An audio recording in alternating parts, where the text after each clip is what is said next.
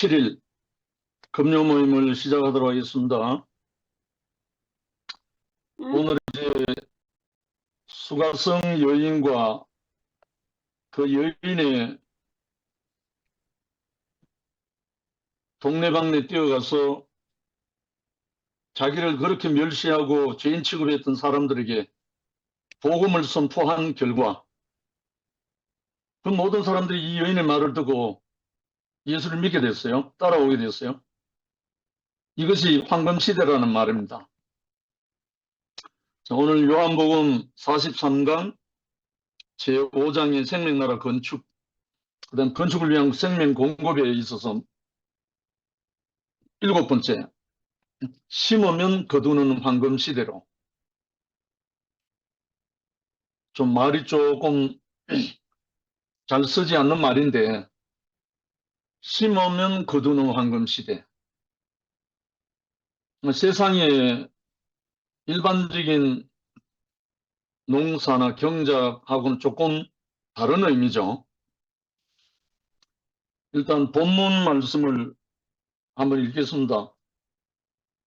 요한복음 4장 36절부터 38절.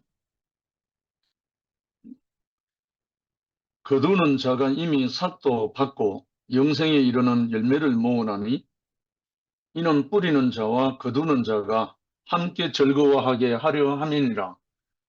그런즉 한 사람이 심고 다른 사람이 거둔다 하는 말이 옳도다. 내가 너희로 노력지 아니한 것을 거두러 보내었노니 다른 사람들은 노력하였고 너희는 그들의 노력한 것에 참여하였느니라. 그러니까 심는 사람은 노력하였고 거두는 사람은 그들의 노력에 참여한다. 정말 완전한 궁합이죠. 이 말을 두고 황금시대라고 말합니다. 씨는 심으면 추수할 때까지 기다려야 한다. 그런데 이 기간이 어렵다. 기후 조건이 맞아야 하고 재난이 일어나지 않아야 하고 병충해가 없어야 하는 것이다. 지금 우리 가을 태풍, 여름 태풍, 태풍이 많이 일어나잖아요. 남태평양 바다에 수온이 올라가면 태풍이 많이 일어난다네요. 남태평양 바다 수온이 올라가면 그게 수증기로 많이 올라가서 소용돌이 치갖고 발생하는 게 태풍이랍니다. 뭐 어쩔 수 없는 앞으로 태풍은 더 많아진대요. 일단 많은 재난이죠. 그래서 내가 너희 비를 그 시후에 주리니 땅은 그 산물을 내고 오타가 나왔네요. 밭의 수목은 그 열매를 맺으리라 하였고 보라 날이 이를지라 그때에 밭 가는 자가 곡식 베는 자의 뒤를 이으며 포도를 밟는 자가 씨 뿌리는 자의 뒤를 이으며 하였다.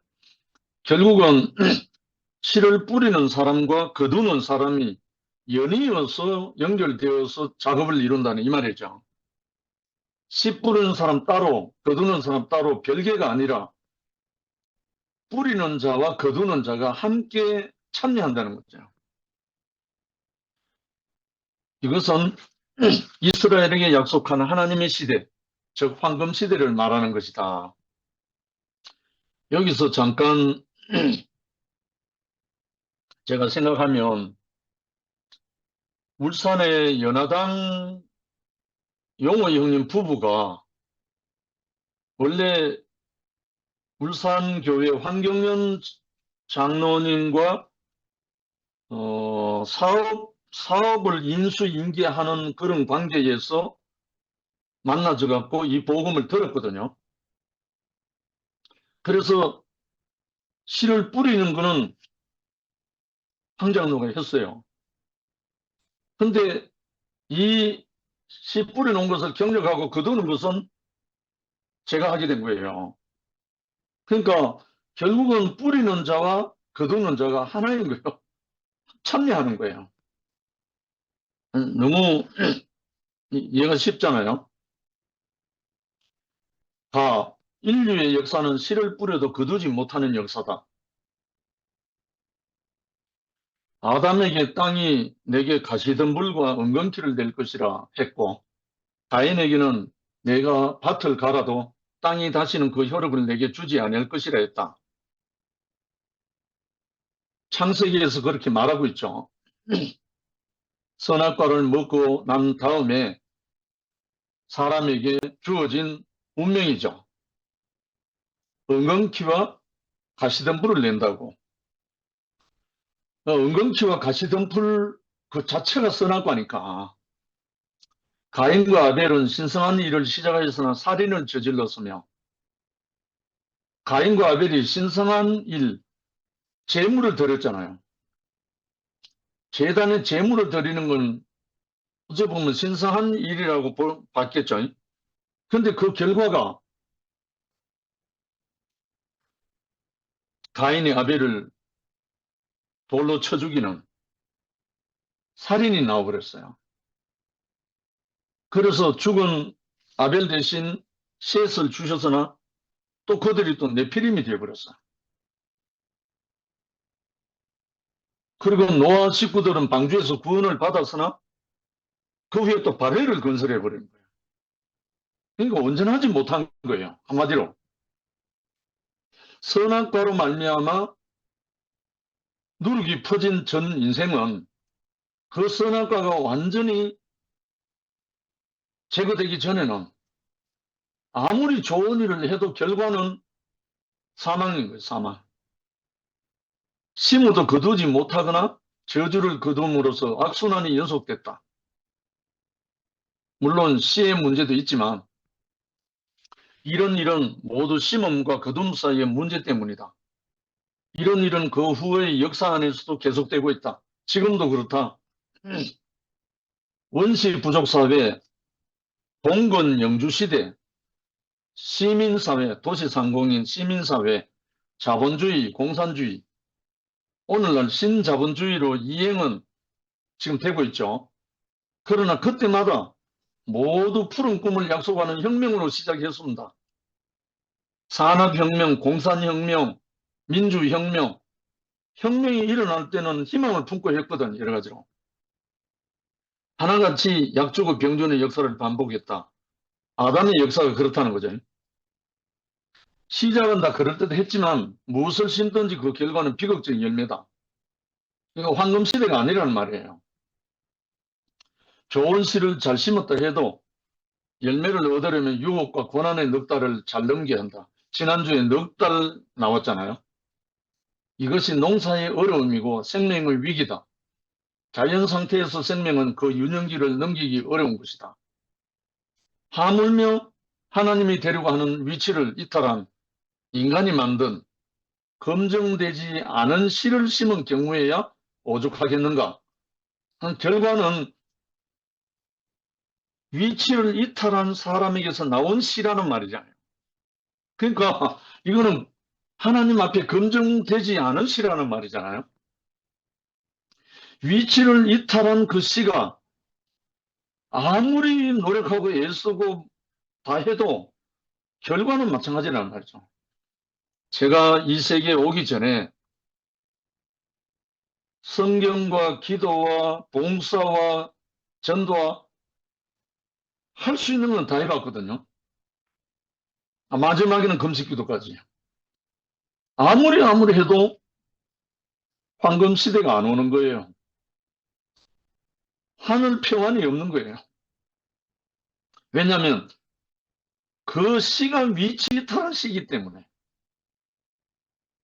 하나님 앞에 검증받지 못한 시기 때문에, 하나님 앞에 검증받은 시는 십자가에서 확정된 시라야만이, 십자가에서 확정된 시라야만이 하나님의 생명인 시가 되는 거예요. 그 시가 아니면 결과의 열매는 없다는 거죠. 두 번째, 주님은 심는 자와 거두는 자가 함께 즐거워하는 때가 왔다고 했다. 선지자들로 약속했던 하나님의 황금기가 지금 보인다는 것이다. 심고 거두는 일이 곧바로 심자 거둔다 이 말이죠. 그는 곧바로 축복으로 이어졌다. 수가성 여자는 물동이를 놓아둔 채 급히 동네로 내려갔다. 이걸 억지로 강조하려고 어떤 사람들은 물동이를 던져버리고 갔다는 둥, 물동이를 깨버리고 갔다는 둥, 엉뚱한 말을 많이 집어넣거든요. 뭐 강조하려고.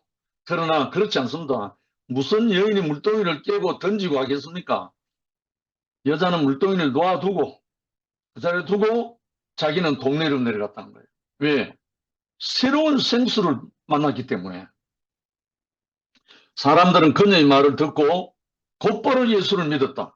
바로 이 대목입니다. 이 대목 때문에 황금시대라는 말이 나온 겁니다. 수가성 여자는 물동이를 놓아둔 채 급히 동네로 내려갔다. 이 수가성 여인이 누굽니까? 동네에서 죄인 취급받고 멸시받고 사람 취급 못 받았던, 그래서 땡볕에 뜨거운 대낮에 혼자 물길로 올 수밖에 없었던 여인, 다섯 남편이나 가졌던 여인, 이런 여인입니다. 이런 여인.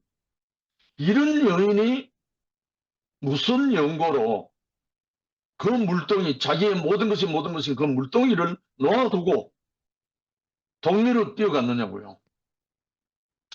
그러니까 요 글자와 글자 사이, 이 간격 사이에 일어난 일입니다. 이 여인은 동네로 뛰어갔어요.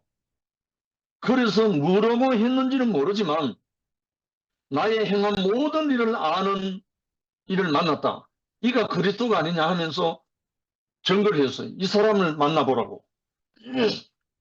근데 이 사람, 이 여인의 말을 보통 상식적으로는 믿겠어요? 온 동네에서 제 여인 취급받고 온 동네에서 버려진 여인인데 어떻게 이 여인이 이렇게 외친다고 마을 사람들이 그의 말을 믿고 예수를 믿겠느냐고요. 요 사이에 하나님의 역사가 있었다는 말입니다. 요 사이에 이 여인의 얼굴과 이 여인의 선포하는 어떤 모습을 보니까 전에 버림받았던 그 여인의 모습이 아닌 거예요. 전혀 다른 여인인 거예요. 어제 목요 집회에서 이주미 자매가 늘 부끄러움, 이혼, 그걸 들고 하던 그 한 사람이 그걸 완전히 던져버리고 말씀하다가 다른 사람보다 자기가 제일 많이 웃는 사람 처음 봤어요, 어제. 완전 코믹이었어, 코믹. 제가 은혜 봤어요. 전혀 다른 사람으로 나타났으니까. 결국은 수가성 이 여인의 말을 듣고 곧바로 마을 사람들 다 예수를 믿었다는 거예요. 그것도 사마리아 수가성 여인 하면 이스라엘에서 아주 벌어진 동네예요. 이런 사람들이, 이야, 여기서 황금시대라는 말이 나온 겁니다.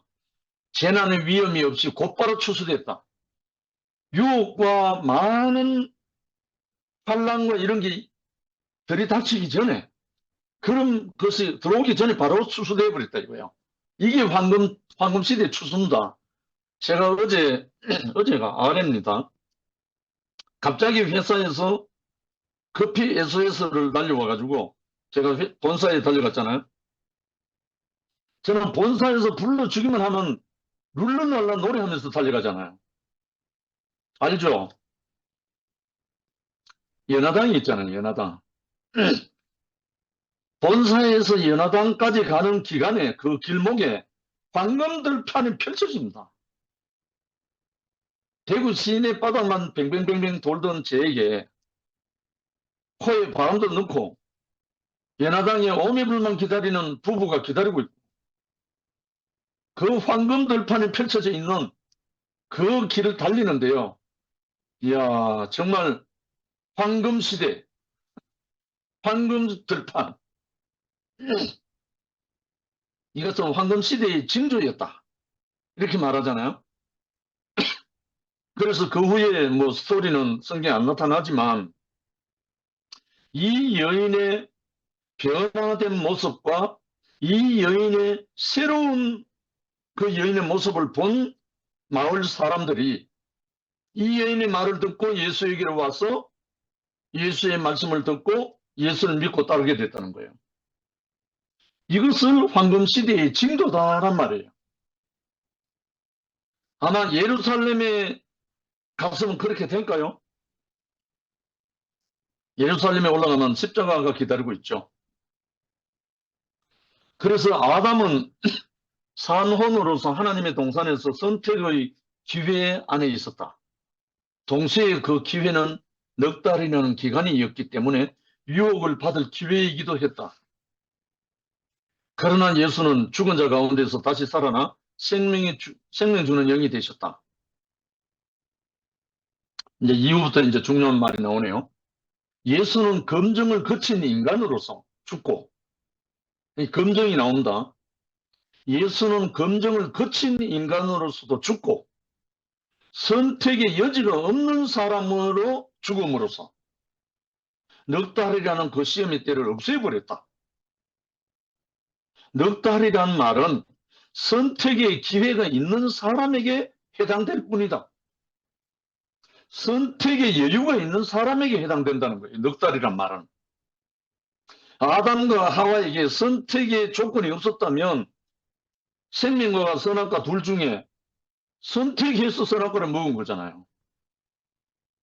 선택의 여유가 없는 사람, 심히 가난한 사람, 정말 모든 것이 희망이 끝난 사람, 이런 사람에게는 바로 황금시대가 오는 거죠. 바로 황금시대가 오는 거죠. 제가 그 서울 지난 월요일 날 줌에 나타나서 인사했던 양현호, 제하고 갑장 친구인데요. 계속 전화가 옵니다. 견딜 수 없다고. 결국은 이 친구는 황금시대를 맞아버린 거죠. 20수년 동안 구원파 기소선에서 전 인생을 올인해서 다 날려버리고 온몸 만신창이 되고 선택의 여지가 없는 상태에서 이 복음이 들어간 거예요. 그러니까 바로 추수가 된 거예요. 지금 그의 가슴에는 지금 정말 샘솟듯이 그냥 솟아오르고 있습니다. 이상한 말로 하더라고요. 제가 이 복음을 받고 복음을 전하고 이래 한 생활이 지금 36년인데 이 복음을 전하다가 자매들로부터는 어떤 형사, 어떤 말을 많이 들었지만 형제로부터 영식 형제는 내 거야 하는 사람 처음 만났습니다.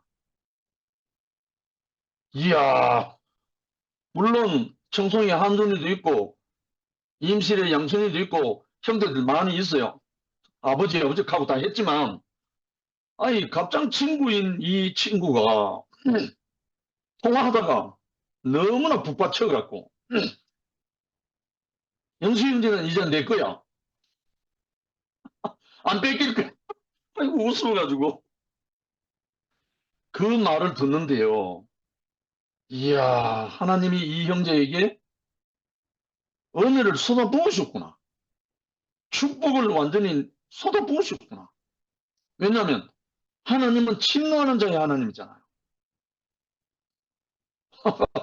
얼마나 웃었는지 어해라고 웃었어요 같이. 결국은 우리가 검증을 받고 난 사람과 검증을 안 받은 사람 차이는 뭐냐 하면 검증을 받은 사람은 선택의 여지가 없어요. 바로 직행입니다. 그게 황금시대죠. 그런데 검증을 받지 않은 여유가 많은 사람은 이거냐 저거냐 선택의 기로에서 항상 유혹받고 넘어지고 다른 길로 가고 그거 다 경험했잖아요. 그래서 우리에게 왜 예수가 구주고 구속해 주고 우리의 메시아냐? 예수는 검증을 거친 사람으로서 죽고 선택의 여지가 없는 사람으로서 십자가에 죽음으로써 그 넉 달이라는 그 시험의 때를 없애버린 사람이에요. 날려버린 사람이에요. 그래서 예수는 우리에게 완전한 구속이 주라는 거죠.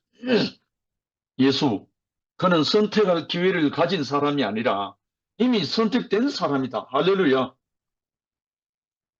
하나님의 생명은 나의 선택으로 분배하는 것이 아니라 선택된 사람으로서 분배하는 것이다. 아멘, 아멘. 세 번째, 사람은 이미 생명의 분배자로 선택된 존재다. 그러므로 예수 안에서는 아담 안에서처럼 시몬과 거둠 사이에 긴장할 필요가 없어졌다. 선악을 알므로 하나님 같았던 사람은 예수 안에서 그와 함께 죽었다. 이거 시인하는 사람은 황금시대에 바로 들어가는 거죠. 아담에게 내려졌던 재난의 때는 없어지고 하나님이 약속하신 황금시대가 바로 오는 것이다. 예수, 옛것을 끝내고 다시 산 사람 안에는 새 것뿐이다. 아멘. 더 이상 해를 받을 필요가 없으며 염려할 필요가 없다. 원래부터 하나님은 모든 것을 준비하시고 그것을 거두라고 하셨다. 거두라고 하셨다. 제가 나팔꽃을 2년 동안 경작하고 재배하잖아요. 4월 초부터 지금 9월 말까지잖아요. 아직도 막판 그 피치를 올리면서 피우고 있습니다. 근데 이 나팔꽃조차도 심고 사기 나기를 기다리고 줄기가 올라오기를 기다리고 아침 저녁으로 물을 계속 주고 제가 아마 베란다에 이 나팔꽃에 물을 준 양을 생각하면 몇 톤이 될 거예요. 수십 톤 될 거예요. 아침 저녁으로 줘요. 왜냐하면 큰 화분에 심어놨으니까 자연 배수가 되는 곳이 아니기 때문에. 그러니까 이렇게 하면서 제가 책임을 지고 하기 때문에 영광스러운 나팔꽃이 매일매일 지금 피어나고 있죠.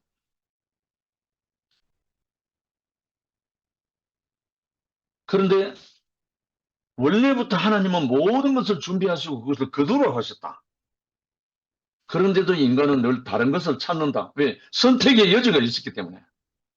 왜냐하면 선악이 들어가서 선이냐 악이냐 선이냐 악이냐 옳으냐 그러냐 이 선택의 여지가 항상 사람을 괴롭히기 때문에 생명이 아닌 선악이기 때문에 생명은 한 길밖에 없거든요. 선이냐 악이냐 하는 건 두 갈래잖아요. 참 이상하게 뱀의 혓바닥이 두 갈래예요. 모든 생물 중에 혓바닥 두 개로 갈라진 건 뱀밖에 없어요. 희한하죠? 그리고 생식기가 두 갈래로 갈라지는 것도 뱀이에요. 제가 어릴 때 시골에서 많이 잡아봤거든요. 교미하고 있는 놈을 잡았는데 정말 뱀이란 놈이 참 사탄 마귀를 상징하는데 딱 맞는 거예요. 참 어찌 보면 뱀도 억울하죠. 지는 그렇게 지원받았는데.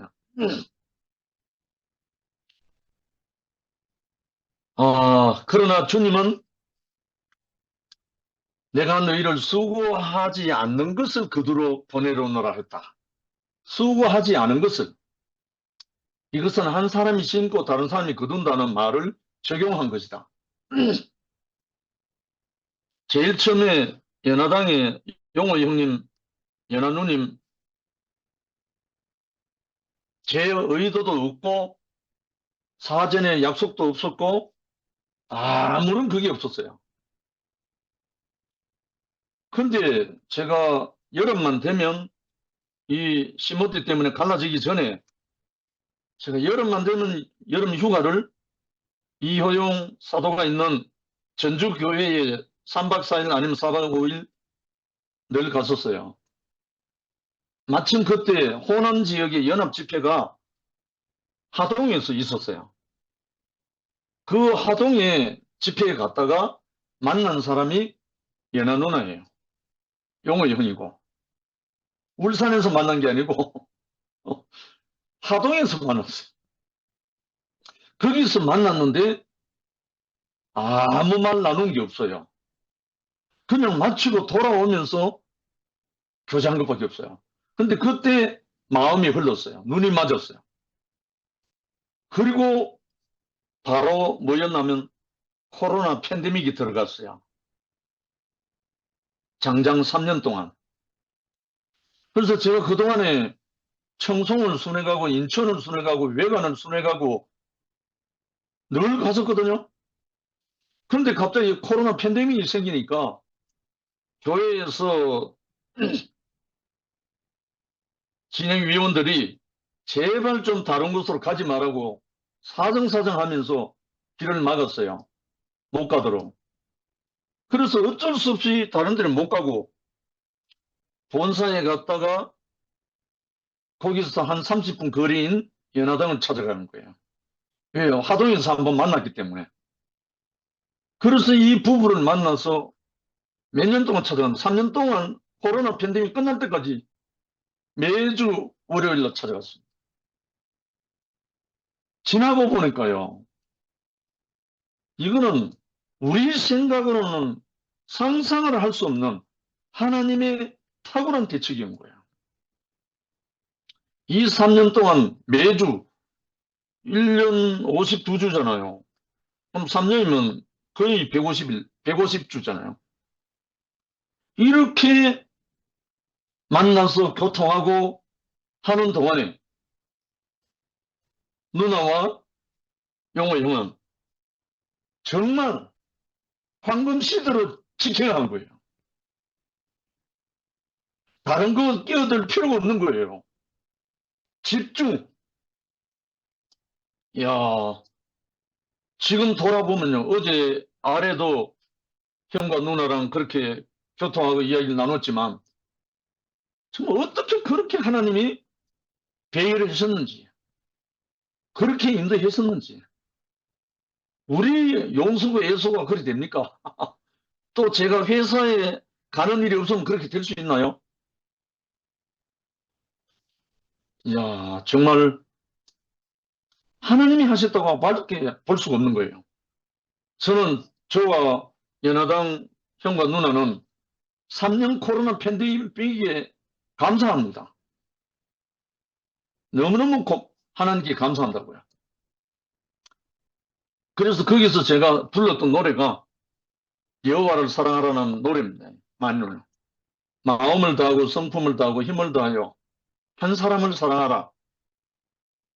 그리하면 내가 심지 않은 것을 거두게 하고 내가 짓지 않은 큰 집을 주리라. 그 노래 있잖아요. 주수의 노래. 그런데 그 노래가 우리 실제가 되어버린 거예요. 내가 심지 않은 것을 거두고 내가 짓지 않은 큰 집을 쉼터로 얻은 거예요. 우리 형제 자매가 큰 집이잖아요. 어, 부정적으로 적용하면 심는 때와 거두는 때가 너무 멀다는 뜻이 되지만 황금 시대 안에서 이를 하나님과 인간에게 적용하면 축복이다. 하나님은 심었고 사람은 거둔다. 예수님은 심고 우리는 거둔다. 얼마나 감사한 일인가. 수고하여야 식물을 얻을 것이라는 판, 수고하지 아니한 것을 거두는 판 사이에는 얼마나 깊은 구덩이가 있는지 간격이 크죠. 네 번째라, 하나님은 처음부터 축복을 열어놓으셨다. 처음부터. 그런데 다만 사람이 욕심에 끌려 자기 위치를 떠났다. 하나님 대신에 자기가 만든 그 우상을 섬기고, 그러니까 수고에도 열매를 복을 얻지 못한 것이다. 그러나 천국에서는 심는 자와 거두는 자가 함께 즐거워한다. 심고 거두는 일이 이어져 있기 때문이다. 이 대목에 가니까요, 저희 아브람 황장로가 하는 말이 생각납니다. 황장로는 나는 무조건 데려다 놓을 테니까 양육은 알아서 해라. 이런 말을 자주 합니다. 참 희한하죠. 그러니까 심는 자와 거두는 자가 함께 하나이죠. 아마 이거 상도도 경험 많이 했을 겁니다.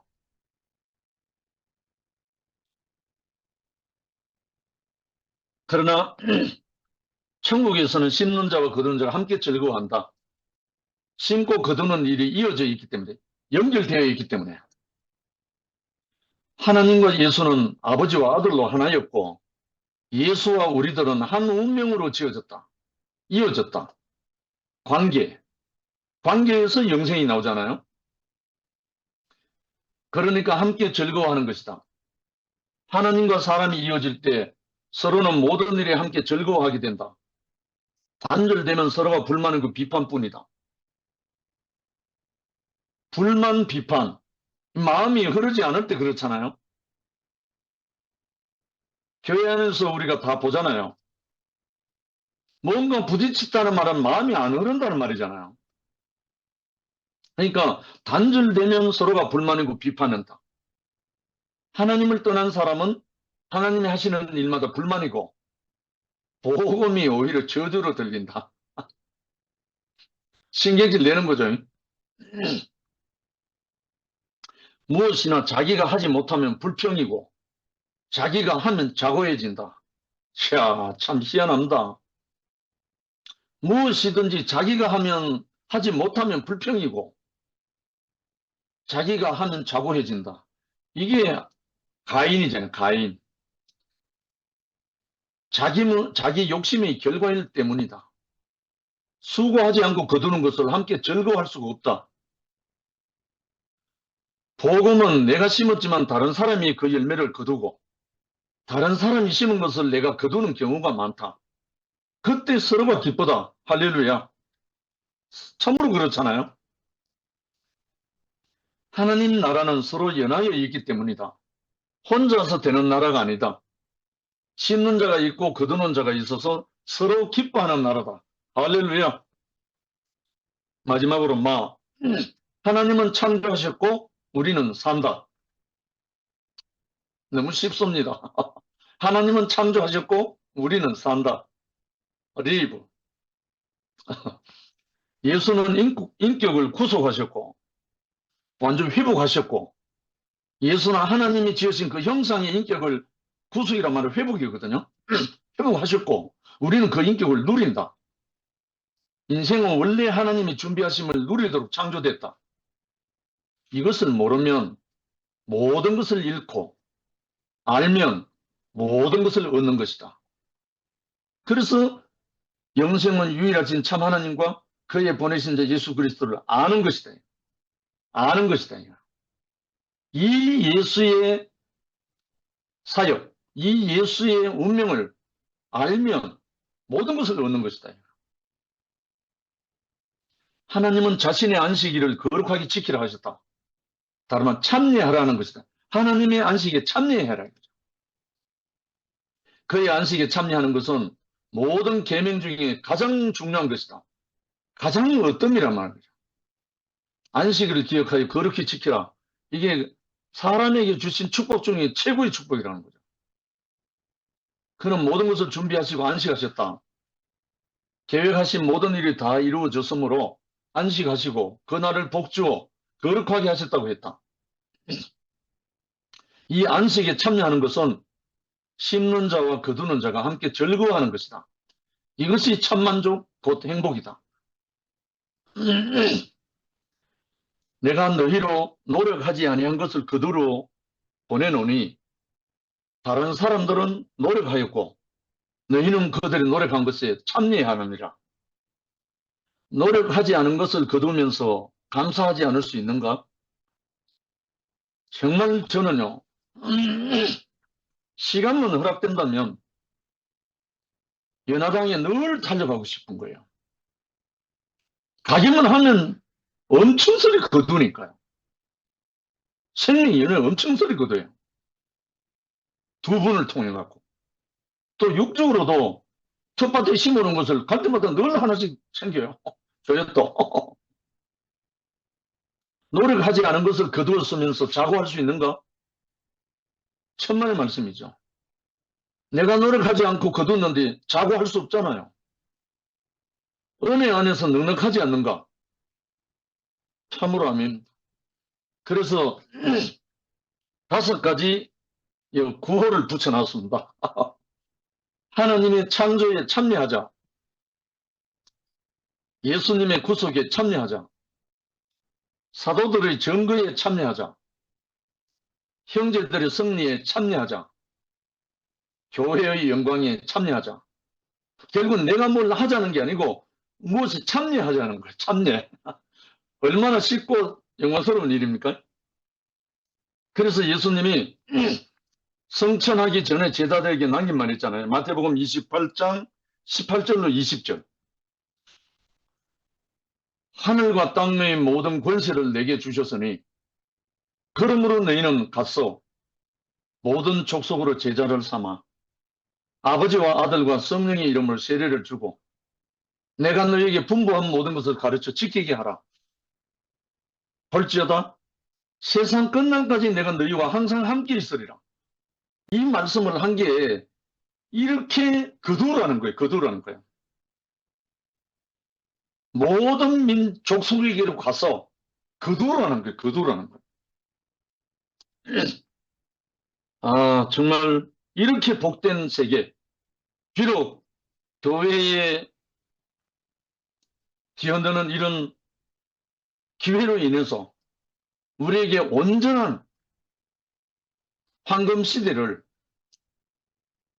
가져다 주신 하나님께 감사하지 않을 수 없거든요. 안 그러면 여기가 조사원이 초막섯을 짓고 그렇게 살았던 게 지난날 대구교회 생활입니다. 그런데 이제는 마지막 성천하시기 직전에 예수가 제자들에게 당부한 말씀처럼 하늘과 땅의 모든 것을 내게 주셨으니 그러므로 너희는 가서 모든 족속으로 제자를 삼아 이 거두로 가라는 거예요. 거두로. 그러니까 수가성 우물가 이 여인이 청년 예수를 만나서 아멘하고 받은 것밖에 없는데 황금 시대가 열렸다는 거예요. 그 여인으로 완전히 버림받은 그 여인, 죄인 취급받았던 그 여인, 그 여인을 통해서 그 수가성 동네의 모든 사람들에게 황금 시대에 추수를 하게 됐다는 거예요. 이것이 그 시대 그때 일이 아니고 오늘날 우리에게 허락했습니다. 내일 모레 토일 순천 2번째 RT 집회를 갑니다. 곳곳에서 연락이 옵니다. 다들 기다린다고 합니다. 정말 우리 모든 형제 자매들이 이제 더 이상 우리의 인물 안에 우리가 있을 것이 아니고 이 하나님의 축복을 발길이 가는 곳마다 만나는 사람마다 이 복음이 증거되어서 하나님의 나라가 황금시대 들판처럼 지금 황금 들판이 펼쳐져 있거든요. 곳곳에. 그처럼 넉 달이 필요 없이 벌써 준비되어 있는 하나님이 위해서 준비되어 있는 모든 사람들에게 수가성 여인처럼 하나님의 영을 받아서 복음을 증거하고 추수할 수 있는 우리로 불러주셨습니다. 함께 이 일에 우리가 참여하기를 원합니다. 주님을 찬양합니다.